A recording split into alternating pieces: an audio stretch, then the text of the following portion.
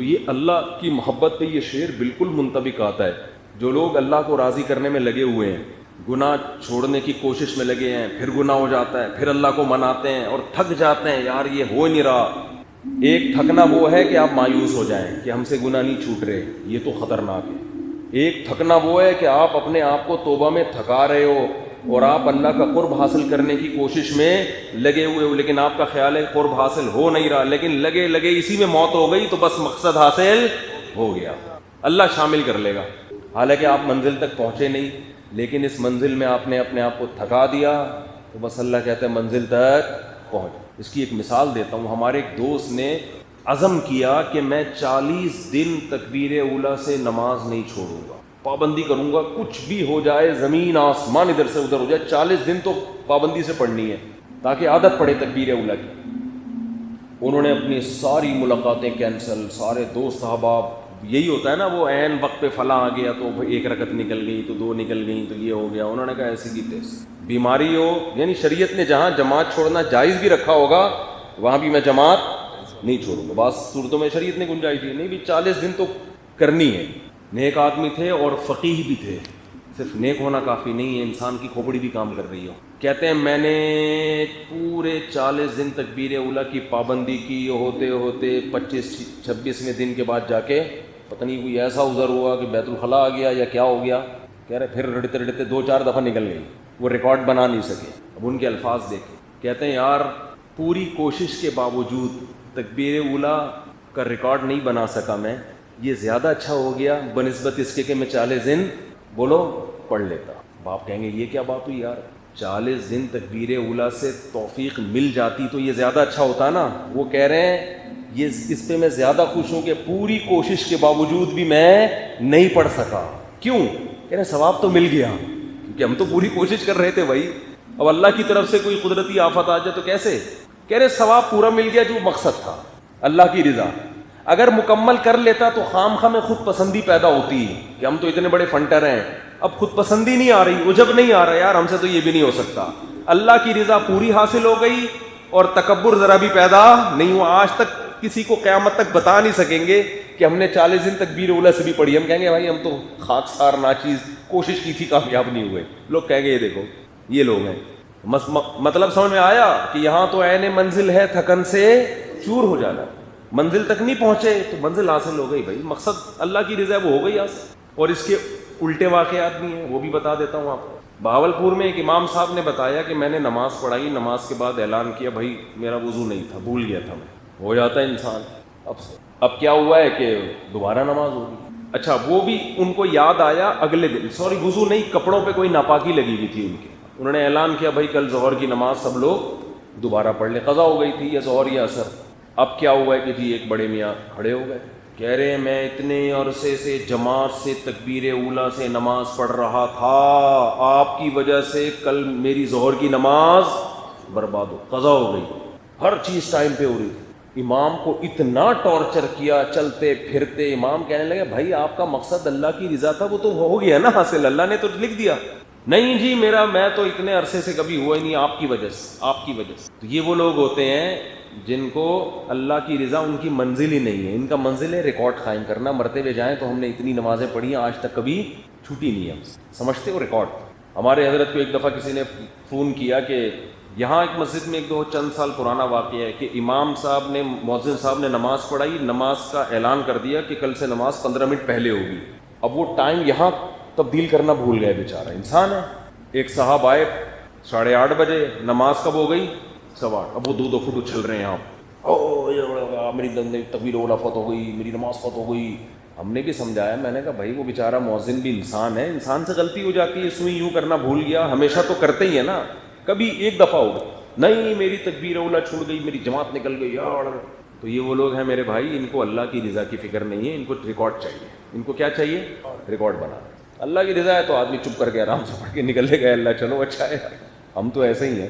ہمارے حضرت کو کسی نے بتایا کہ میں بیمار ہوں, تیمم کی, حضرت نے ان کو فتویٰ دیا کہ آپ تیمم سے نماز پڑھیں. وہ وضو نہیں کر سکتے تھے. تو اب کیا کیا کہ وہ وضو میں جب تیمم سے نماز پڑھ رہے تھے, سجدے میں جا کے نماز توڑ دی. حضرت کو فون کیا, حضرت وہ بات نہیں آ رہی, نماز مزہ نہیں آ رہا, بالکل وہ تو خوشو خضو ہی نہیں آ رہا جو وضو کے بعد آتا ہے مٹی میں. مثلا ہمارے حضرت تھے بڑے جلالی, اتنے غضبناک ہوئے. حضرت نے فرمایا مجھے تو تمہارے ایمان پہ شبہ ہے کہ تم مسلمان بھی ہو کہ نہیں ہو. یعنی تم خدا کے حکم پر اعتراض کر رہے ہو. خدا نے اجازت دی ہے کہ پانی نقصان پہنچائے تو تیمم کرو. اللہ نے کہا میں ایسے ہی نماز قبول کر رہا ہوں, مٹی میں لپٹے ہوئے جو بھی ہو, میلے کچیلے جو بھی ہو, میں قبول کر رہا ہوں. سردے میں جا کے کہہ رہے ہیں مزہ ہی نہیں آ رہا. یہ ہوتے ہیں جاہل قسم کے صوفی, سمجھتے ہو.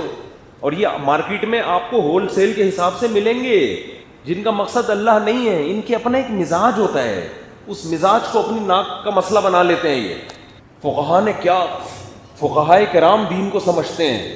فقہا نے لکھا ہے کہ اگر ایک آدمی پہ غسل فرض ہے, زیادہ خطرناک مسئلہ ہو گیا نا غسل فرض ہونا, لیکن پانی نہیں ہے, وہ غسل کی نیت سے تیمم کرتا ہے. ایسے مٹی پہ ہاتھ مارا یوں اور مٹی پہ ہاتھ مارا یوں, نیت کرتا ہے غسل کی. غسل کا بھی یہی تیمم ہے جو وضو کا ہے, صرف نیت کا فرق ہے. اور دوسرے وہ لوگ ہیں جو پراپر وضو کر کے آئے ہیں, جن پہ غسل فرض بھی نہیں تھا. تو اب اگر امامت میں سب برابر ہے نا, علماء سارے, تو یہ جو تیمم کرنے والا ہے یہ امام بننے کا زیادہ حقدار ہے ان لوگوں کی نسبت جو وضو کر کے آئے ہیں. وجہ کیا ہے؟ اس کو ہم یہ سمجھیں گے یہ غسل کر کے آیا ہے. نہیں آ رہی بات, یہ زیادہ پاک صاف ہے. حالانکہ پاک صاف یہ اتنا نہیں ہے, لیکن جب شریعت نے کہہ دیا, قرآن نے کہہ دیا پانی نہ ملے تو تیمم کرو, اس کا مطلب قرآن یہ کہہ رہا ہے کہ تیمم والے کو میں ایسے ہی سمجھوں گا جیسے وضو کیا ہے, اور غسل کی نیت سے تیمم والے کو میں ایسے ہی سمجھوں گا جیسے نہا کے آیا ہے. تو جب اللہ کہہ رہے ہیں نہا کے آیا ہے تو ہم اس کو نہانے والا ہی سمجھیں گے. یہ غسل کر کے آئے, زیادہ پاک ہے, یہ کھڑے ہو کر نماز پڑھائے گا. لیکن جو صوفی مزاج ہوگا وہ کہے گا یہ کیا ہے, تو تیمم کیا ہے, پانی ہے نہیں, اس کے تو کپڑے بھی گندے ہو رہے ہیں, نہایا بھی نہیں ہے, غسل فرض ہوا تھا, جنابت کی ہڑا یہاں سے اس کو سالے. وہ یہی کرے گا نا, نہیں آ رہی میرا خیال ہے بات, تو یہی کرے گا. لیکن فقہا دین کو سمجھتے ہیں بھائی جب اللہ نے کہہ دیا کہ پانی نہیں ہے یا مجبوری ہے تو جو پھر غسل کی نیت سے تیمم کر لو, تو اس کو مطلب یہی ہے نا کہ جب کرے گا تو اللہ اس کو یہ سمجھیں گے غسل کیا ہوا اس نے. تو جب اللہ کہہ رہے ہیں غسل کیا ہوا ہے تو ہم تھوڑی زیادہ فنٹر بنیں گے, ہم مانیں گے بھائی غسل کیا ہوا ہے اس نے. سمجھتے نہیں ہو میرا خیال ہے بات. تو شریعت کے جو لا ہے نا, لا اس کو فالو کرنا ہے. جو بنا دی اللہ نے قانون, اس میں آپ اپنی طرف سے دخل اندازی نہیں کر سکتے. اس کی مثال دیکھو, ظہر کی 4 رکعتیں ہیں, 5 بھی پڑھ سکتے ہو. اب آپ کو یار 1 رکعت آج میں اضافی گریوی, یار گریوی بھی تو کوئی چیز ہوتی ہے, 4 تو پڑھتے ہی آ رہے ہیں ساری ہمیشہ سے, ایک اور ہماری طرف سے, ایک اللہ کے لیے. تو اللہ میاں کیا کہیں گے, سلام پھیرنے کے بعد 2 رکعتیں اور پڑھ لے سنت کی نیت سے. اس کی میں مزید ایڈ کرنے کی آپ کو اجازت نہیں ہے. سمجھتے ہو بات کو؟ تو خیر میں کیا بات کر رہا تھا, یہ بات یہاں کہاں سے آئی, شعر و شاعری کی بات میں. ہاں, منصور حلاج کی بات کر رہا تھا. منصور کہ وہ صوفی تھے, وہ بہت سے صوفی کرام ایسے ہیں جو اللہ کا ذکر کرتے کرتے کرتے کرتے بالکل ہی ان کے ایسے حالات ہو گئے کہ وہ ایسی باتیں کرتے تھے کہ جو ان کے حالات جانتا تھا ان کو پتا تھا کہ یہ بیچارے مجبور ہو گئے ہیں, لیکن جو نہیں جانتا وہ سمجھتا تھا کہ یہ غلط ہے. تو وہاں اس وقت جو علماء تھے انہوں نے فتویٰ دیا کہ ان کو کیا کیا جائے, قتل, کیونکہ یہ انا الحق, میں اللہ ہوں, میں اللہ ہوں, یہ نعرے لگا رہے ہیں.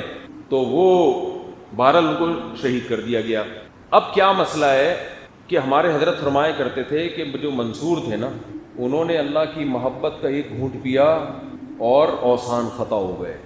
حضرت فرماتے تھے ادھر ہم دریا کے دریا پی کے بیٹھے ہوئے ہیں, یہ ہمارا حوصلہ ہے کہ ہمارے اوسان خطا نہیں ہوتے. مضبوط دل آدمی, جو مضبوط دل ہوتا ہے نا, مضبوط دل, اس کی مثال بھی ہے بڑی زبردست. صحیح حدیث ہے کہ ایک مجلس میں حضرت ابو بکر, حضرت عمر, حضرت ابو ہریرہ رضی اللہ عنہ بیٹھے ہوئے تھے, اور آپ صلی اللہ علیہ وسلم بھی تھے. آپ صلی اللہ علیہ وسلم تشریف لے گئے اس مجلس سے اٹھ کر.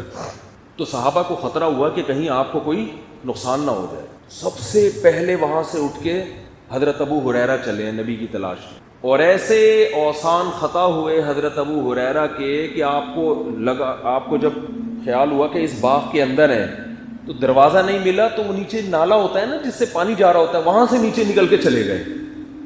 اس کے بعد پیچھے حضرت عمر آ رہے ہیں آرام آرام سے, پھر کون آ رہا ہے, حضرت ابو بکر. اس واقعے سے آپ کو کیا لگے گا کہ نبی سے سب سے زیادہ محبت کس کو ہے, حضرت ابو ہریرہ کو. حالانکہ اہل سنت والجماعت کا اجماع ہے کہ سب سے زیادہ ابو بکر کو, پھر عمر کو. حضرت ابو ہریرہ کا درجہ تو بعد میں آتا ہے, لیکن جذباتی سب سے زیادہ کون ہو رہے ہیں, ابو ہریرہ. وجہ کیا ہے کہ جتنے مضبوط اعصاب ابو بکر اور عمر کے تھے, حضرت ابو ہریرہ کے بھی مضبوط تھے، ہم سے تو بہت زیادہ مضبوط، لیکن اتنے مضبوط نہیں تھے، وہ ایک دم حواس باختہ ہو گئے۔ اس کی اور آسان مثال، اچھا ان کے پیچھے حضرت عمر آ رہے ہیں، ان کے پیچھے کون آ رہا ہے؟ اچھا یہ واقعہ بڑا دلچسپ ہے، میں پورا مکمل سنا دیتا ہوں۔ تو جب حضرت ابو ہریرہ تلاش کرتے کرتے نبی کے پاس پہنچے، نبی نے پوچھا یہاں کیا کر رہے ہو؟ فرمایا آپ کو تلاش کرتے کرتے اب ہمیں خطرہ تھا کچھ نقصان نہ ہو جائے۔ تو آپ صلی اللہ علیہ وسلم نے اپنا جوتا مبارک حضرت ابو ہریرہ کو دیا اور فرمایا کہ جو بھی تمہیں ملے نا اس کو یہ خوشخبری سنا دو کہ جو بھی لا الہ الا اللہ کہے گا جنت میں جائے گا، اور سند کے طور پہ میرا چپل دکھاؤ، وہ جوتا دکھاؤ۔ پہلے زمانے میں ایک دلیل تھی، بھائی نبی نے اپنا نال مبارک مجھے دے کے بھیجا ہے، یہ اس کی علامت ہے کہ میں جو کہہ رہا ہوں واقعی کس سے سنا ہے؟ نبی سے۔ حضرت عمر مضبوط دل۔ اب کیا ہوا ہے کہ حضرت ابو ہریرہ یہ لے کے نکلے، تو حضرت ابو ہریرہ فرماتے ہیں، بخاری کی حدیث ہے کہ اول من لقینی عمر، سب سے پہلی میری ملاقات کس سے ہوئی؟ عمر سے، جو پیچھے پیچھے آ رہے تھے، وہ بھی تلاش میں نکلے ہوئے تھے۔ انہوں نے فرمایا ابو ہریرہ کہاں جا رہے ہو؟ فرمایا مجھے نبی نے فرمایا کہ جو بھی ملے نا اس کو یہ حدیث سناؤ کہ جس نے لا الہ الا اللہ کہا کہاں جائے گا؟ جنت میں، اور یہ نال مبارک علامت ہے۔ حضرت عمر نے دیا ہے زور سے دھکا فرماتے ہیں فخررت لستی، میں کولوں کے بھر زمین پہ گرا ہوں، اتنی زور سے مجھے دھکا دیا کہ میں کولے کے بل زمین پہ گرا، اور واپس پلٹا میں۔ اب میں آگے آگے، عمر میرے پیچھے پیچھے، میں آگے آگے جا رہا ہوں، حضرت عمر پیچھے پیچھے آ رہے ہیں، اور مجھے حیران غصہ بھی آ رہا ہے کہ میں نبی کی حدیث سنا رہا ہوں اور یہ کیا کر رہے ہیں؟ دھکا دے رہے ہیں۔ اب اس عمل کو دیکھ کر کوئی یہ کہہ سکتا ہے کہ حضرت عمر نبی کی حدیث سن کے بجائے قبول کر کے آگے پھیلانے کے کیا کر رہے ہیں؟ بھائی اس کی وجہ آگے حضرت عمر نے بیان کی۔ اس سے پتہ چلتا ہے کہ حضرت عمر کی فقاہت، تفقہ، بصیرت یہ بہت سارے صحابہ سے زیادہ تھی۔ مقصد حدیث کا انکار نہیں تھا، مقصد امت کی خیر خواہی تھی۔ وہ کیا خیر خواہی تھی وہ آگے حدیث میں ہے۔ حضرت ابو ہریرہ نبی کی محفل میں آئے، عرض کیا یا رسول اللہ آپ نے مجھے حدیث بتائی، میں نے عمر کو سنائی، انہوں نے تو مجھے بجائے اس کے کہ اپریشیٹ کرتے چلو زبردست میں بھی آگے نشر کرتا ہوں، مجھے دھکا دیا اور میں کولوں کے بل زمین پہ گرا ہوں۔ کہہ رہے ہیں میرے سر پہ حضرت عمر، یعنی میں پیچھے پیچھے اور میرے سر پہ کون تھے؟ حضرت عمر۔ نبی کے محفل میں پہنچے، نبی صلی اللہ علیہ وسلم نے حضرت عمر سے پوچھا ہے عمر کیا تم نے ایسا کیا ہے؟ فرمایا ہاں میں نے ایسا کیا۔ اے عمر کیوں ایسا کیا؟ فرمایا یا رسول اللہ اذا یتکل الناس، جب لوگ یہ حدیث سنیں گے تو اسی پر اعتماد کر کے بیٹھ جائیں گے، عمل چھوڑ دیں۔ لوگ کہیں گے لا الہ الا اللہ کہہ دو بس جنت، عمل نہیں کوئی کرے گا۔ تو آپ صلی اللہ علیہ وسلم نے حضرت عمر کی تصدیق کی۔ بعض کام نبی نے، رسول اللہ صلی اللہ علیہ وسلم نے وحی کے بغیر کیے ہیں، اپنی رائے سے کیے ہیں، تو ان میں صحابہ بھی آپ سے اختلاف کرتے تھے۔ اب اس حدیث کا اصل مفہوم تو یہ کہ بالآخر وہ جنت میں جائے گا نا، اور سزا بھگتنے کے بعد جائے گا، یا لا الہ الا اللہ جو لا الہ الا اللہ پڑھے اس کے تقاضوں کے ساتھ، جو اس کے تقاضے بھی پورے کرے۔ لیکن یہ ساری چیزیں بہت سے لوگ نہیں سمجھتے، وہ اتنی ڈیٹیل میں نہیں جاتے، وہ اس حدیث کے الفاظ دیکھیں گے اور کہاں سارا عمل چھوڑ دیں گے۔ اور اسلام میں ایک ایسا فرقہ بنا جس کو مرجئہ کہا جاتا ہے، انہوں نے جب یہ حدیثیں سنی تو انہوں نے کہا عمل کی بالکل ضرورت نہیں ہے، صرف ایمان نجات کے لیے کافی ہے۔ یہ فرقہ وجود میں آیا جس کو مرجئہ کہا جاتا ہے۔ ایک فرقہ ایسا وجود میں آیا کہ اس نے کہا کہ کبیرہ گناہ کرو گے تو ہمیشہ جہنم میں جلو گے، یہ معتزلہ تھے۔ اور آج عمان مسقط میں جو عباضیہ فرقے کے لوگ ہیں وہ یہی کہتے ہیں کہ کبیرہ گناہ جب کر لیا تو کافروں کی طرح ہمیشہ جہنم میں، کیونکہ انہوں نے وہ والی حدیثیں دیکھی تھی جس میں، یا قرآن کی آیتیں جس میں یہ تھا کہ کبیرہ کا مرتکب ہمیشہ جہنم میں جائے گا۔ ان کو یہ نہیں پتا تھا کہ یہاں ہمیشہ کا مطلب کیا ہے، صحابہ نے جو تفصیل کی ہے وہ کیا ہے۔ تو جس نے بھی صحابہ سے ہٹ کے قرآن و سنت کو سمجھنے کی کوشش کی ہے وہ قرآن و سنت ہی کے ذریعے گمراہی میں گیا ہے۔ وہ اس نے دلیلیں قرآن و سنت ہی ہیں اس کے پاس، مگر اپنی تشریح کی، اور یضل بہ کثیرا جو قرآن میں آتا ہے نا کہ ہم اس قرآن کے ذریعے بہت سو کو ہدایت دیتے ہیں اور بہت سے اسی قرآن کے ذریعے گمراہ بھی ہوتے ہیں۔ تو اس لیے قرآن اگر سیکھنا ہے تو کس سے؟ سب سے پہلے صحابہ کو دیکھنا پڑے گا کہ ان کی رائے کیا تھی، ان کا عقیدہ کیا تھا، اس کے مطابق آیتوں کی تفسیر ہوگی۔ سمجھتے نہیں ہو میرا خیال ہے بات کو؟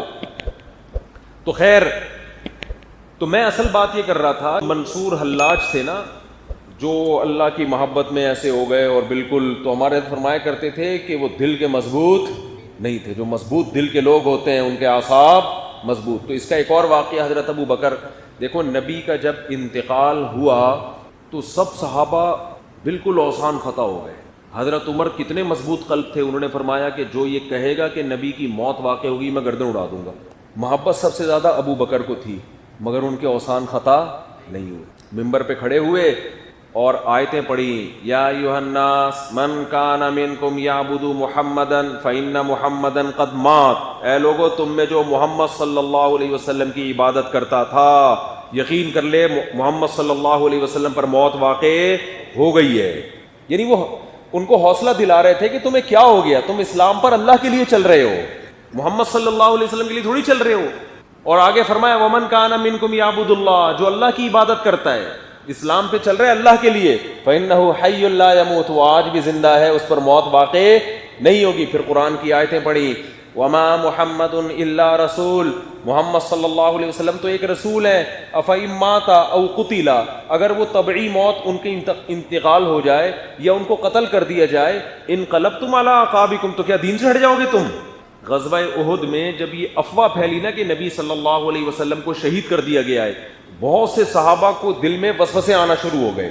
بعض نے کہا تھا اب زندہ رہنے کا فائدہ ہی کیا ہے، اس پہ یہ آیت بعد میں پتہ چلا یہ افواہ غلط تھی، لیکن قرآن کی آیتیں نازل ہوئیں کہ یہ تمہارے یہ حالت کیوں ہوئی تمہاری، بھئی اوثان کیوں خطا ہو گئے اور کیوں دین سے کے بارے میں وسوسے کیوں آ رہے ہیں؟ تم تو اللہ کے لیے دین پہ چل رہے تھے، وہ تو آج بھی ہے اور ہمیشہ رہے گا۔ کیا بتاؤ دنیا میں کوئی مذہب کسی مذہب کے رہنما کو ان کی حیثیت کو اتنا کلیئر، اتنی کلیریفیکیشن ہوتی ہے کسی میں؟ دنیا میں کسی بھی مذہبی رہنما کو آپ دیکھیں، لوگ اس مذہبی رہنما میں اور خدا میں کوئی فرق نہیں کرتے، بلکہ خدا سے بڑھاتے ہی اس کو، ہر مذہب میں یہ ملے گا۔ بے شک وہ باتیں کریں یہ انسان ہے، لیکن آپ دیکھ لو، ابھی میرا چند دن پہلے بیان ہوا، آغا خانی مسلمان ہوئے 100 کے قریب، کسی نے مسلمان کیا محنت کر کے، تو وہاں ان میں میرا بیان تھا۔ مجھے وہاں آغا خانیوں سے آغا خانیوں کے بارے میں معلومات پتہ چلی، وہ پتہ نہیں پرنس آغا خان کو کیا سمجھتے ہیں، ایسا لگتا ہے کہ وہ انسان نہیں سمجھتے، اتنا زیادہ رسپیکٹ، اتنا احترام اور اتنی زیادہ، یعنی گویا کہ اس کی عبادت ہو رہی ہے۔ تو بھائی انسان ہے، میں نے وہاں بیان میں یہ کہا، میں نے کہا بھائی پرنس آغا خان بھی کیا ہے، انسان ہے، اس سے تو ہم اچھے ہیں، ہماری اتنی شادیاں الحمدللہ، ہم اس سے زیادہ اچھے ہیں۔ کیا فائدہ یار ایک انسان ہو کہ تمہارے اندر یہ ہمت تو ہے نہیں کہ تم دوسری کر سکتے ہو، انسان ہو بھائی، انسانوں کی طرح رہو، ٹھیک ہے نا، زیادہ فنٹر بننے کی ضرورت نہیں ہے۔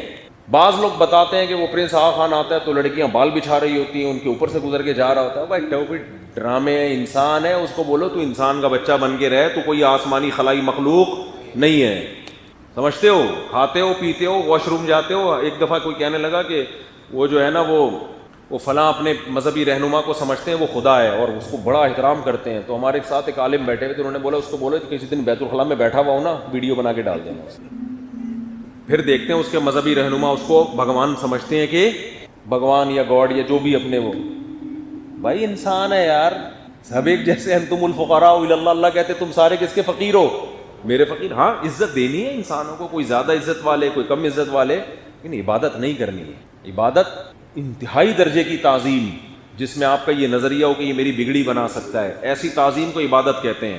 کہ آپ کا نظریہ ہو کہ یہ مجھے کام بنا دے گا، اگر میں اس کے سامنے جھکوں گا، اگر میں اس کی سیوا کروں گا تو یہ میری بگڑی بنا دے گا، اس نیت سے جب کسی کی تعظیم کی جاتی ہے تو وہ تعظیم کیا کہلاتی ہے؟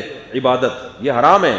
آپ ابا کے سامنے بھی تمیز سے بیٹھتے ہو، لیکن آپ کو پتہ ہے کہ ابا نہ مجھے اولاد دے سکتے ہیں، نہ جو کر سکتے ہیں وہ نہیں کر رہے، ابا میری شادی کرا سکتے ہیں وہ شادی نہیں کرا رہے، تو میری بگڑی کہاں سے بنائیں گے؟ جو کام ابا کر سکتے ہیں آج کل ابا وہ نہیں کر رہے، تو جو کام اللہ نے طاقت ہی نہیں دی ہے وہ کہاں سے کریں گے؟ جیسے میں کہتا ہوں نا کہ ایک آدمی کا آدھا دھڑ فالج زدہ تھا، مجھے کہنے لگا کہ میں ایک مزار پہ جا رہا ہوں، وہاں بزرگ ہیں، سنا ہے وہاں جا کے میرا دھڑ صحیح ہو جائے گا۔ میں نے کہا ان جن کے پاس جا رہے ہو آپ کا آدھا دھڑ کام نہیں کر رہا، ان بزرگ کے دونوں دھڑ کام نہیں کر رہے، تو جس کے دونوں دھڑ کام نہیں کر رہے وہ آپ کا آدھا دھڑ کہاں سے صحیح کرے گا؟ بھائی انسان کو انسان ہی رہنے دو۔ ہاں سب کے درجات مختلف ہیں، کوئی قابل تعظیم ہے، کوئی کم قابل تعظیم، لیکن محتاج ہونے میں سب برابر ہیں، تو اتنا زیادہ کسی انسان کو فری مت کراؤ۔ ہم سب اللہ کے بندے ہیں، اللہ ہے جس نے ہمیں پیدا کیا، اس کائنات کو پیدا کیا، سب کو جو اس کے ہاتھ میں، اس سے محبت کرو، سمجھتے ہو؟ اور ہمیں پیغمبر سے محبت ہے، کیوں؟ پیغمبر سے محبت بھی اللہ کی محبت کے بعد ہوتی ہے، اللہ کی وجہ سے ہوتی ہے، اللہ کی وجہ سے۔ پیغمبر سے محبت کس بیس پر ہے؟ بھئی اللہ کے سفیر ہیں، اس سے بڑا مقام تو دنیا میں کسی کا ہو نہیں سکتا۔ تو خیر میں یہ آیتوں کی طرف آتا ہوں۔ تو وہ یہ شعر کی تشریح لمبی ہو گئی نا کہ بسا لینا کسی کو دل میں دل ہی کا کلیجہ ہے. تو منصور حلاج کا تھا وہ، اس میں کلیجہ نہیں تھا بھائی، وہ ایک دم دماغ خراب، وہ بیچارے کا وہ ہو گیا، بالکل سیٹنگ آؤٹ ہو گئی ان کی. تو اللہ نے قرآن مجید میں کیا فرمایا کہ وہ چیز جو ثابت ہو کر رہے گی وہ ایسی چیز ہے کہ جس کے انکار کا تمہارے پاس آپشن نہیں. اس کا انکار بھی ایک بہت بڑا جرم ہے. تو میں یہ بتا رہا تھا اتنا بڑا جرم ہے کیوں انکار. وجہ اس کی یہ ہے کہ یہ ایسی نیوز ہے، ایسی خبر ہے کہ اس کا انکار کرنے والے اور اس کو ماننے والوں کے لائف اسٹائل میں زمین اور آسمان کا فرق ہوتا ہے. اس کا جو انکار کرتے ہیں نا قیامت کا، وہ اچھے نہیں ہو سکتے، بلکہ وہ ایک اور جرم کرتے ہیں کہ وہ برائی کر کے اس برائی کو کیا کہنا شروع کر دیتے ہیں، اچھائی. تاکہ انسان دو وجہ سے برائی سے بچتا ہے. ایک اس کی عزت جانے کا خطرہ ہوتا ہے. بہت سے لوگ برائیوں سے بچتے ہیں کہ بھئی عزت جائے گی، ضمیر بھی ملامت کرتا ہے. آپ نے غیر مسلموں میں دیکھا ہوگا بہت سے جھوٹ نہیں بولتے، بہت سے چوری نہیں کرتے، بہت سے آپ کی عزت کرتے ہیں. تو ایک تو انسان اس بیس پہ کر رہا ہوتا ہے. بہت سے لوگ کر رہے ہوتے ہیں یار ہماری خاندانی روایات ہیں. ہم ایک لڑکے نے مجھے بتایا کہ میں بڑا دل چاہتا تھا کالج کے دور میں لڑکیوں کا پیچھا کرنے کا، مگر مجھے ڈر تھا پکڑا گیا تو میرے خاندان کی عزت جائے گی. بہت سے لوگ اس چکر میں اپنے خاندان کی روایات، اور بے عزتی ہوگی نا، تو بے عزتی ان چیزوں پر ہوتی ہے جن کو کلچر برا سمجھتا ہے. ایسے کام کرنے پر کیا ہوتی ہے، بولو، بے عزتی. لیکن اگر کلچر ہی اس برائی میں مبتلا ہو جائے تو پھر بے عزتی نہیں ہوتی، بلکہ اس برائی کو نہ کرنے میں بے عزتی کا خطرہ ہوتا ہے. اس کی قرآن سے بھی مثالیں ملتی ہیں اور آج تو بہت مثالیں ملتی ہیں. ایسے موقع پہ آخرت کا خوف ہی آپ کو برائی سے بچائے گا. یہ کلچر تو آپ کا ساتھ دے رہا ہے. شعیب علیہ السلام کی قوم میں، تاجروں میں، سب میں یہ بیماری تھی، ناپ تول میں کمی. کلچر یہ بن گیا تھا کہ کسٹمر کو ٹھگنا ہے. بعض علاقوں میں آج بھی ہے، جو ایمانداری سے کر رہا ہوتا ہے اس کو لوگ بیوقوف سمجھتے ہیں، جو ٹوپیاں کرا رہا ہوتا ہے اس کو لوگ سمجھتے ہیں یہ کیا ہے، بہترین بزنس. نام اسی کا ہے کہ ایسے باتوں کو چکنی چپڑی کر کے گھما کے پہنا دو. تو شعیب علیہ السلام کی قوم میں یہ بیماری. اب جب شعیب علیہ السلام ان سے کہہ رہے ہیں کہ تم کمی کیوں کر رہے ہو ناپ تول میں، تم وہ قہزدہ لوگ تھوڑی ہو، کھاتے پی رہے ہو، ماشاءاللہ بارشیں برس رہی ہیں. تو وہ قوم جواب میں کیا کہتی، اصلاتک تأمرک ان نترک ما ان نفعل فی اموالنا ما نشاء. کہ آپ نماز پڑھتے ہو، روزے رکھتے ہو، صوفی آدمی ہو، مولوی ٹائپ کے آدمی ہو، پڑھتے رہو، ہم نے منع کیا آپ کو. اب آپ ہماری تجارت میں بھی جب گھسو گے کہ ایسے بیچو ایسے نہ بیچو، تو یہ آپ کی نماز آپ کو سکھا رہی ہے، یہ آپ کی نمازوں نے آپ کو سمجھایا بھائی ہے. مطلب یہ کہ ہماری پرسنل لائف ہے، آپ اس میں کیوں دخل اندازی کر رہے ہو. سمجھ میں آ رہی ہے بات. آج بھی لوگ مولویوں کو کہتے ہیں عبادت کرو، مسجد میں نماز پڑھو، روزے رکھو، کوئی اعتراض نہیں کرتا. بھائی ہر قوم میں عبادت ہوتی ہے، بلکہ زیادہ اچھا سمجھتے ہیں جو صوفی ٹائپ کے ہوتے ہیں نا، گھر میں بیٹھے بیٹھے اللہ اللہ کر رہے ہوتے ہیں، وہ کوئی بھی آواز نہیں اٹھا رہے ہوتے کسی چیز کے خلاف. یہ ہے بزرگ، اٹ از کالڈ. دم بھی کروا رہے ہوتے ہیں. بڑے بڑے سیاستدان جاتے ہیں ایسے پیروں کے پاس، میں نام لینا شروع کروں آپ حیران ہو جائیں، یار اتنا سمجھدار سیاستدان اور فلاں پیر کے پاس جا کے دم کروا رہا ہے. ایک دفعہ ایک بہت بڑا سیاستدان ہیلی کاپٹر سے گیا ایک پیر کے پاس. اب میں زیادہ اشارے دوں گا تو لوگ سمجھ جائیں گے نا، وہ سیاستدان بھی سن لیتے ہیں، ہو سکتا ہے بیان نہ سن لے. وہ میں نے ڈی سی کے بارے میں بیان کیا، وہ ڈی سی کے گھر میں چلا ہے. میں تو اب بات کرتے ہوئے بھی 100 دفعہ سوچنا پڑتا ہے. تو وہ اچھا بیان تھا، وہ برا نہیں تھا کوئی، ٹھیک ہے نا. تو وہ کیا ہے، ہیلی کاپٹر سے آیا اور آ کے ان پیر صاحب سے ملائے اور کہنے لگا کہ یہ ہے پتہ نہیں یوں کر دیں میرے یہ مسئلہ ہو جائے. جبکہ وہ پیر صاحب نے اس کو اپلیکیشن دی ہوئی تھی کہ ہمارے علاقے میں سڑکیں بنانی ہیں، اور یہ آ کے اپنے مسئلے حل کروا رہا ہے. جن صاحب نے مجھے یہ واقعہ سنایا، میں نے ان سے کہا، میں نے اس سیاستدان سے کہا کہ یہ تو اپنے مسائل حل کرنے میں آپ کا محتاج ہے اور آپ اس کی داڑھی اور پگڑی اور چہرے کی رونق اور نور وور ان چیزوں سے متاثر ہو کر آپ سمجھ رہے ہو یہ آپ کے مسئلے حل کرے گا. لیکن جب عقل ماری جاتی ہے، شیطان بڑا ہوشیار ہے، ایسے الٹے کام کر رہا تھا، ہنستا ہوگا، بولتا ہے ان کو دیکھو یار کچھ تو عقل ہوگی نا جو اتنا بڑا سیاستدان بن گیا. بھائی سیاستدان بننے کے لیے کچھ تو تھوڑی بہت تو کھوپڑی کام کرتی ہے، تبھی تو آدمی الیکشن جیتتا ہے. کچھ تقریریں کی ہوں گی، کچھ ووٹ لیے ہوں گے. لیکن یار عقل کی بے عقلی دیکھو، تم اس کے پاس جا رہے ہو جو تمہارا محتاج ہے، جو پانی تم سے مانگ رہا ہے، یار میرے گاؤں میں میرے گھر میں پانی نہیں آ رہا، لائنیں ڈلوا دو. وہ وزیر سے پانی مانگ رہا ہے، وہ وزیر سے سڑک مانگ رہا ہے، وہ وزیر سے بے روزگاری کا خاتمہ مانگ رہا ہے، اور وزیر صاحب اس سے جا کے ٹینشنیں ختم کرنا مانگ رہے ہیں کہ آپ آپ کوئی ایسا کچھ عملیات بتا دیں یا آپ کوئی ایسا چھو کر دیں کہ میں یہ بن جاؤں. تو عجیب کھوپڑی شریف کا لفظ بھی بڑا مشہور ہو گیا. مجھے کسی نے بتایا کہ میرے بچے کہتے ہیں کہ کھوپڑی شریف میں بات آ رہی ہے کہ نہیں آ رہی. کہہ رہے آپ کے بیان سنتے ہیں, ذرا سی بات ہو نا, بچے کہہ رہے. تو جب انسان کی مت ماری جاتی ہے تو جو مشرک ہے نا, مشرک, اس کی مت ماری گئی ہے. حقیقت ہے ہم تو دیکھ رہے ہیں یار, اور ان عاملوں سے تو بالکل متاثر مت ہو. یوں کر رہا ہے عامل یوں کر رہا ہے. یہ تو آپ سے بھی زیادہ لچڑ ہے بیچارے. یہ تو لچڑ پنے کی انتہا کو پہنچے ہوئے ہیں. یہ تو نہ جن بھگا سکتے ہیں نہ چڑیل بھگا سکتے ہیں. ان کو تو جن بھوت جو ان کے شعبے ہیں وہ بھی نہیں آتے ان کو. سمجھتے ہو؟ اچھا خیر, تو توحید پرست انسان اچھا ہوتا ہے بھائی. ہم ایک خدا کو مانتے ہیں بس, باقی سب کیا ہے, اس خدا کی وجہ سے محبت ہم کریں گے. اب جس سے بھی کریں گے اس خدا کی وجہ سے, کہ جس کا اس خدا سے گہرا تعلق ہوگا ہم اس سے محبت زیادہ. اور جس کا بھی گہرا تعلق ہوگا وہ کبھی اپنی طرف نہیں بلائے گا. وہ کس کی طرف بلائے گا؟ وہ اللہ کی طرف بلائے گا. وہ اللہ کی طرف, اسے بڑا بننے کا شوق ہی نہیں ہوگا. حضرت موسیٰ کو جب نبوت ملی تو پہلے حضرت موسیٰ نے کیا فرمایا تھا, یہ نبوت آپ ہارون کو دے دیں. حضرت موسیٰ جانتے تھے نبوت کا مطلب, کہ نبی بنوں گا تو قوم کا سردار بن جاؤں گا, قوم کا لیڈر بن جاؤں گا. لیکن حضرت موسیٰ نے کیا کہا, اے اللہ یہ بوجھ کس پہ ڈال؟ ہارون. کیوں؟ مجھے شوق نہیں ہے لیڈر بننے کا, مجھے شوق نہیں ہے مقتدی بننے کا, یہ تو بڑی ذمہ داری ہے, ہارون کو دے دے. اللہ نے کہا کلا, ہرگز ایسا نہیں ہو سکتا. پھر ان کی دوسری دعا تھی چل ہارون کو میرا وزیر بنا دے. اللہ نے فرمایا سنشد عضدک باخیک, تیرے بازو کو ہم تیرے بھائی سے مضبوط کریں گے, سپورٹ کرے گا وہ تجھے. ہم کیا ہوتے ہیں کہ میں اکیلا ہی بنوں, مجھے کسی سپورٹر کی ضرورت, میں اکیلا. جب لیڈر ہوں تو صرف کون ہوگا؟ میں ہوں گا. تو یہ بھی حب جائے. تو ان کے پیش نظر کام تھا بھائی, اتنی بڑی ذمہ داری, تو میں نبی بنے بغیر تو کر لوں گا یہ کام, نبی بن کے نہیں کرنا چاہتا. اللہ نے کہا نا تو ہی بنے گا. صحیح ہے نا, اللہ کی سلیکشن تھوڑی غلط ہو سکتی ہے.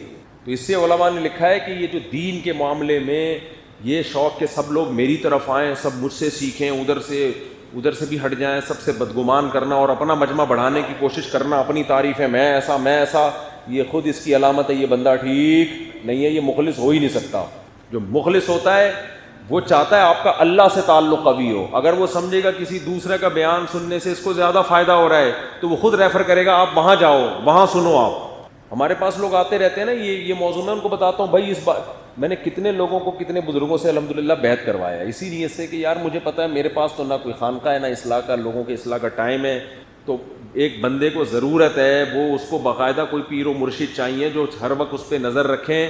تو بھائی تم فلاں سے جا کے بیعت ہو جاؤ. اور وہ بیعت ہو کے ایسے گئے کہ سلام کرنا بھی چھوڑ دیا مجھے, ایسے گئے اپنے پیر صاحب کے ایسے ہو گئے وہ, لیکن فائدہ ہو گیا, گناہ چھوڑ گئے. تو کوشش ہوتی ہے ہم کو, یہ اللہ بچائے زیادہ بھڑکیاں مارنے سے. تو اللہ نے کیا ہاں میں یہ عرض کر رہا تھا, یا تو انسان گناہ چھوڑتا ہے کس کی وجہ سے؟ کلچر کی وجہ سے. لیکن کلچر ہی اگر اس برائی میں مبتلا ہو جائے پھر تھوڑی چھوڑے گا. کلچر کہہ رہا ہے کہ شراب صحیح ہے, کلچر کہہ رہا ہے کہ لڑکوں سے بدفعلی ٹھیک ہے. لوط علیہ السلام کا کلچر کیا کہتا تھا؟ لڑکوں سے بدفعلی کوئی برا کام نہیں ہے. لوط علیہ السلام نے کہا برا ہے, انہوں نے کہا آپ علاقہ چھوڑ دو, آپ کو برا لگ رہا ہے آپ اس علاقے کو چھوڑ دو. لوط علیہ السلام نے کہا خدا کا عذاب آئے گا تمہارے اوپر, اللہ کی مار پڑے گی, بہت بڑی مار پڑے گی اللہ کی. نہیں مان رہے تھے وہ, اللہ نے کیسا اٹھا کے پٹخ دیا پوری قوم کو. تو اصل بات کیا ہے کہ جب آپ آخرت پر یقین نہیں رکھتے تو آپ صرف اس حد تک, اگر چاہو تو اس حد تک برائی سے بچو گے جتنا آپ کا کلچر اجازت دے رہا ہے. کلچر سے آگے آپ نکلنے کی کوشش نہیں کرو گے. ہمارے معاشرے میں جہیز ہے نا, کلچر کا حصہ ہے جہیز. ہمارے معاشرے میں گرل فرینڈ کا بہت زیادہ پھیلتا چلا جا رہا ہے, گرل فرینڈ سسٹم. کیوں؟ کلچر میں اس کو برا نہیں سمجھا جاتا. بھائی سب کی گرل فرینڈ ہوتی ہیں, سب کے بوائے فرینڈ ہوتے ہیں, عجیب عجیب واقعات ہوتے ہیں میرے ساتھ. اب کیا بتاؤں یار, آپ چھوڑو, پھر آپ بولو گے یار مفتی صاحب زیادہ فری ہو گئے. عجیب یار, فون سے آدمی کو دماغ کھلتا ہے کہ دنیا میں ہو کیا رہا ہے. تو ایک مولوی صاحب نے مجھے فون کیا, مجھے بتایا کہ ایک لڑکی کا میرے پاس فون آیا کہ وہ خاتون ان سے کہنے لگی کہ ان مولانا صاحب سے, وہ کہیں کالج یونیورسٹی میں پڑھتے تھے, مولانا بھی تھے اور دنیاوی علم بھی حاصل کر رہے تھے یونیورسٹی میں. تو کوئی ذرا ہینڈسم تھے, لڑکی ان پہ لٹو ہو گئی. تو لڑکی نے ان مولانا صاحب مجھے خود بتا رہے ہیں, مجھے فون کر کے کہا کہ آپ مجھ سے شادی کر لیں. مولانا نے کہا کہ دوسری کا دم نہیں تھا ان میں, انہوں نے کہا میں نہیں کر سکتا. انہوں نے کہا پھر کوئی بات نہیں, گرل فرینڈ بن جاتی ہوں آپ کی. مولانا سے کہہ رہی ہے وہ کہ میں کیا بن جاتی ہوں. تو میں نے ان مولانا سے کہا یار یہ بہت ڈینجرس بات ہے, اس لیے کہ اتنی جرت کہ ایک آدمی کی داڑھی ہے, وہ نمازی ہے, اس کو گرل فرینڈ بننے کی آفر کرنے کا مطلب معاشرہ جا کہاں رہا ہے. کم از کم داڑھی والے کو یہ بات کہتے ہوئے پہلے عورتوں کو 100 دفعہ سوچتی ہوں گی. اب مطلب لڑکی کا یہ ہے کہ اگر آپ کو کوئی اچھا لگ رہا ہے جیسے تیسے ملے بس مجھے یہ چھوڑو, حلال نہیں مل رہا جیسے تیسے, تو یہ درندگی ہے یا نہیں ہے؟ گدھے گھوڑوں میں یہی تو ہوتا ہے, میوچل انڈرسٹینڈنگ ہوتی ہے کہ گدھے گھوڑوں میں پھر نکاح ہوتا ہے کیا؟ ایک دفعہ چائنا سے کسی خاتون کا فون آیا, صحافی تھی وہ کچھ نا وہ لکھ رہی تھی نکاح کے بارے میں, کچھ فضائل لکھ رہی تھی, تو مجھے کہنے لگی آپ بہت اس پر بیان کرتے ہیں, مجھے کچھ 2-4 الفاظ, اردو اسپیکنگ تھی یعنی تھی پاکستانی, تو وہاں سے ان کا میگزین چھپتا ہوگا, انہوں نے کہا مجھے 2-4 الفاظ بتا دیں نکاح کی فضیلت پر کہ نکاح میں اور یہ گرل فرینڈ سسٹم میں کیا فرق ہے. میں نے کہا آپ نے ٹائم بہت تھوڑا دیا تو گل ویلی دی تے پھل موسم دا والی بات کروں گا میں, ٹو دا پوائنٹ. اب میں قرآن و حدیث وہاں بیان کروں لمبا چوڑا, یہ تو بہت ٹائم لگ جائے گا نا. تو میں نے کہا دیکھیں انسان اچھا ہے یا گدھا؟ انہوں نے کہا انسان اچھا ہے. میں نے کہا گدھے گھوڑے میں اور انسان میں کیا فرق ہے؟ گدھے کا ماموں ہوتا ہے, بولو, گدھے کے چچا ہوتے ہیں, گدھے کی خالہ ہوتی ہے, حالانکہ گدھی سے تو اس کا ریلیشن ہوتا ہے, تبھی تو گدھے پیدا ہو رہے ہیں, ریلیشن ہوتا ہے. لیکن گدھے کا کوئی داماد نہیں, گدھے کی کوئی بہو نہیں, گدھے کی کوئی خالہ نہیں, گدھے کے کوئی ماموں نہیں. کیوں؟ اس لیے کہ گدھے کا باپ نہیں ہے کوئی, اس لیے کہ گدھے کا باپ نہیں ہے, صرف ماں ہوتی ہے گدھے کی. پتا ہوتا ہے گدھے والے کو کہ یہ گدھے اس نے جنا ہے, اس گدھے کو ماں ہوتی ہے, باپ نہیں ہوتا. میں نے کہا باپ پوچھیں گی کہ باپ کیوں نہیں ہوتا, تو میں بتاتا ہوں باپ اس لیے نہیں ہوتا کہ ان میں شادی نہیں ہوتی. جہاں شادی ہوگی وہاں باپ ہوگا, اور وہاں خالہ, ماموں, پھپھی, چچا, بھتیجے, بہو, داماد, پوتے, نواسے, یہ رشتے ہوں گے. جہاں باپ نہیں ہے وہ گدھے ہیں. نہیں آ رہی بات میرا خیال. تو میں نے کہا نکاح انسان کو گدھے گھوڑوں سے کیا کرتا ہے ممتاز, کہ تم گدھے گھوڑے نہیں ہو, تم کیا ہو, انسان. وما علینا الا البلاغ کہہ کے میں نے فون, میں نے کہا آپ لکھے مضمون جتنا مرضی. میں نے پھر ان کو آخر میں یہ کہا, میں نے کہا گدھے کی جگہ آپ کتا بھی ڈال سکتی ہیں, اس میں بلے بھی ڈال سکتی ہیں, گیدڑ ڈال لیں, بھیڑیا ڈال لیں, ابھی آپ کا آپشن ہے. گدھے کی جگہ کچھ بھی ڈال. مجھے تو گدھا اچھا لگ رہا تھا ایسے موقع پہ, کہ فٹ کرنے میں گدھا زیادہ اچھی مثال لگ رہی تھی. لیکن میری طرف سے کوئی پابندی نہیں ہے کہ آپ اس میں گدھا گھوڑا ہی ڈالیں, میری طرف سے آپ کو اجازت. وہ میرے نام سے شاید کوئی مضمون شائع کرنا چاہتی ہوں گی. میں نے کہا میری طرف سے آپ کو اجازت ہے, اس میں آپ گدھے کی جگہ کتا ڈال دیں, گدھے کی جگہ جیسے لوگ بریانی کی دیکھ پکواتے ہیں نا, بولے بھائی چکن ڈالو, بیف ڈالو اس میں, یا آپ بکرا ڈالو, کوئی تو ہم تمہیں اختیار دے رہے ہیں, بریانی مزے کی ہونی چاہیے. تو میں نے کہا مضمون مزے کا ہونا چاہیے, اس میں آپ کو گدھا پسند نہیں آ رہا تو کتا ڈال دیں آپ. کتے کا بھی باپ نہیں ہوتا, گھوڑوں کا بھی باپ نہیں ہوتا, بیل بچڑے ان کے باپ نہیں ہوتے, انسانوں کے ہوتے ہیں بھائی. تو معاشرہ اگر یہ گرل فرینڈ کا سیٹ اپ چلے گا تو معاشرہ باپ لیس ہو جائے گا. کیا ہو جائے گا؟ فادر لیس معاشرہ ہو جائے گا. وہ مزہ نہیں ہے پھر اس میں. تو خیر انگریزوں کو مزہ آ رہا ہے اس میں ہی, آ رہا ہے, کہہ رہے ہیں ٹھیک ہے یار یہ بھی ٹھیک ہے. تو وجہ وہی ہے کہ آخرت پر چونکہ ان کا ایمان نہیں ہے تو اس برائی پہ انہوں نے کیا لیبل لگا دیا, بولو اچھائی کا, کہ یار کلچر ہے. میں نے ایک انگریز سے نا آسٹریلیا میں بتایا کہ میں نے کہا ہم لوگ کے یہاں ایسا ہوتا ہے, جہاز میں بیٹھا ہوا تھا, ٹوٹی پوٹی انگلش میں اس سے گپ شپ لگا رہا تھا. تو میں نے کہا ہم لوگ کے یہاں ایسا ہوتا ہے, ہمارے یہاں اس طرح بچیاں رخصت ہوتی ہیں, ابا چاچا ماما. تو انگریز نے پتہ کیا بولا, اس نے کلچر ڈفرینس. اب زیادہ مجھے انگلش میں اس سے بولے, ایک تو آسٹریلیا کی انگلش بھی تھوڑی سی ویسے بھی تھوڑی سی الگ سی, کہہ رہے وہ یعنی اس کو شرمندگی ذرا سی بھی نہیں ہوئی. اس نے کہا یہ کیا ہے, کلچر کا فرق ہے. میں نے کہا چھوڑو کلچر ہی رہنے دو, اس کو کیا سمجھاؤں میں. خیر یہ کلچر ہے, کلچر کا فرق ہے کہ آپ کے ہاں ایسا ہوتا ہے, ہمارے ہاں ایسا بالکل بھی نہیں ہوتا. ٹھیک ہے نا, تھوڑا بہت ان کے یہاں بھی ہوتا ہے لیکن اب اگلی صدی میں وہ بھی ختم ہو جائے گا. ان کے یہاں بھی کچھ فیملیز ہوتی ہیں, خاندانی ٹائپ کے لوگ ہوتے ہیں. تو خیر کہاں سے کہاں بات چلی گئی. تو بھائی آخرت کو ماننے والے اور نہ ماننے والوں کے لائف اسٹائل میں بہت فرق ہوتا ہے. جو آخرت کو مانتا ہے بند کمرے میں بھی گناہ سے بچتا ہے, جو آخرت کو نہیں مانتا پبلک کے سامنے اور بند کمرے میں. اور جو آخرت کو مانتا ہے وہ لوگوں کے سامنے اتنا اچھا نہیں ہوتا جتنا تنہائیوں میں ہوتا ہے. تبھی حدیث میں آتا ہے کہ اللہ میرے باطن کو میرے ظاہر سے اچھا بنا دے. یہ حدیث کی دعا ہے, اللہم اجعل سریرتی خیرا من علانیتی, کہ اللہ میرے ظاہر کو, میرے باطن کو میرے ظاہر سے, یعنی لوگ مجھے جتنا اچھا سمجھیں حقیقت میں اس سے زیادہ اچھا ہی ہوں.